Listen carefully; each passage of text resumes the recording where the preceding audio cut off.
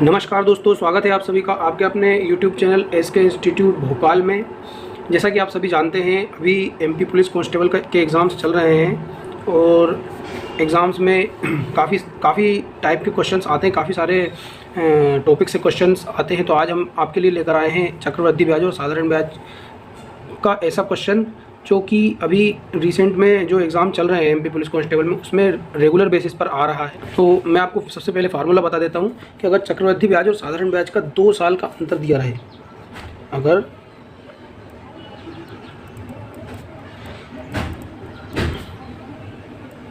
दो साल का अंतर दिया रहे और आपसे पूछा हो कि मूलधन क्या है, तो उसका फार्मूला होता है अंतर बराबर P into R square upon में 100 का स्क्वायर। ये फार्मूला होता है कि अगर आपके सामने चक्रवृद्धि ब्याज और साधारण ब्याज का 2 साल का अंतर दिया हुआ हो और आपसे मूलधन या दर पूछी हो, तो आप ये फार्मूला अप्लाई करके अपना आंसर ला सकते हैं। जैसा कि सामने हमारे सामने क्वेश्चन दिया हुआ है, उस क्वेश्चन को ध्यान से पढ़ेंगे। क्वेश्चन क्या बोल रहा है कि ये मैं आपको बता दूं, 21 अगस्त को आया हुआ क्वेश्चन है MP पुलिस कांस्टेबल में, इसलिए ये क्वेश्चन मैंने आपके सामने लिया है। एग्जाम में आया हुआ क्वेश्चन लिया है आपके सामने, है ना। तो क्वेश्चन पढ़ेंगे हम। किसी राशि पर 5% की दर से 2 वर्ष का, ध्यान देने योग्य बात ये है सर, तो दोस्तों 2 वर्ष का चक्रवृद्धि ब्याज और साधारण ब्याज का अंतर 286 रुपये है, तो मूलधन ज्ञात करें। तो दोस्तों सीधी सी बात है, यहाँ पर 2 वर्ष का अंतर दिया हुआ है, तो हम ये फार्मूले का यूज़ करके आसानी से अपना आंसर ला सकते हैं। तो वैल्यूज पुट करेंगे फार्मूले में। अंतर कितना दिया हुआ है? 286। अंतर ले लेंगे 286 इक्वल टू, हमसे मूलधन तो पूछा ही है, इसको ऐसे लिख देंगे P। R कितनी दी हुई है हमारे पास? रेट ऑफ इंटरेस्ट क्या दिया हुआ है? 5%। तो यहाँ पर 5 का स्क्वायर बटे में 100 का स्क्वायर आ जाएगा। इसको और सिंप्लीफाई कर लेंगे, P into 5 upon 100 into 5 into 5 25, 25 से ये 100 काट देंगे, 5 से 20 बार गया, 5 से 4 बार गया। ये 4 का इधर गुणा कर देंगे, 4 छंकी 24 का 4 हासिल आया 2, 4 अठे 32 और 2 34 का 4 हासिल आया 3, 4 दूनी 8 और 3 11। और ये 4 का इंटू हो गया, यहाँ पे 100 का मल्टीप्लिकेशन कर देंगे वापस से यहीं पे। 100 का अगर हम गुणा करते हैं तो ये हमारा मूलधन की राशि आ गई है।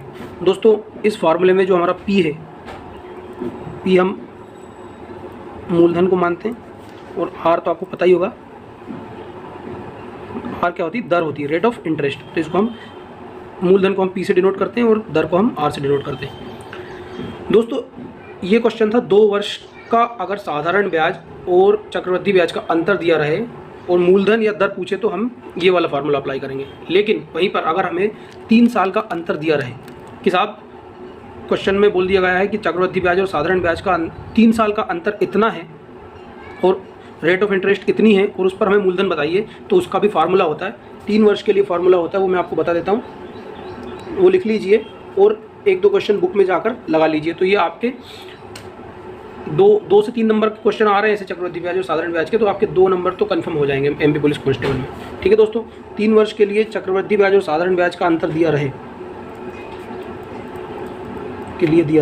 तो उसका फार्मूला होता है अंतर equal to P into R square कोष्टक में 300 प्लस R अपॉन में 100 का क्यूब। ये फार्मूला हमारा, अगर 3 वर्ष का अंतर दिया रहे चक्रवृद्धि ब्याज और साधारण ब्याज में, तो ये वाला फार्मूला हम यूज़ करेंगे। अगेन यहाँ पर P से हमने किस चीज़ को डिनोट किया है? मूलधन को, और R जो है हमारा वो क्या है? दर है। तो दोस्तों इस तरह से हमने जाना कि चक्रवृद्धि ब्याज और साधारण ब्याज का अंतर दिया रहे। 1 साल का तो चक्रवृद्धि ब्याज और साधारण ब्याज दोनों का सेम ही रहता है। 1 साल से ज़्यादा अगर समय दिया रहता है तो चक्रवृद्धि ब्याज चेंज होता है, साधारण ब्याज सेम ही चलता रहता है ना। तो इसलिए 2 साल या 3 साल का अंतर ही दिया रहेगा क्वेश्चन में, और रेट ऑफ इंटरेस्ट दी रहेगी, अंतर दिया रहेगा, और या तो आपसे केवल मूलधन ही पूछा जाएगा, या तो फिर मूलधन और दर दी रहे और अंतर पूछ लिया जाए तो भी आप ये फार्मूला यूज़ कर सकते हैं। और क्वेश्चन में क्लियर कट लिखा रहेगा कि 2 वर्ष का साधारण ब्याज और चक्रवृद्धि ब्याज का अंतर है या कि 3 वर्ष का। तो हम 2 वर्ष के लिए ये वाला फार्मूला यूज़ करेंगे और 3 वर्ष के लिए ये वाला फार्मूला यूज़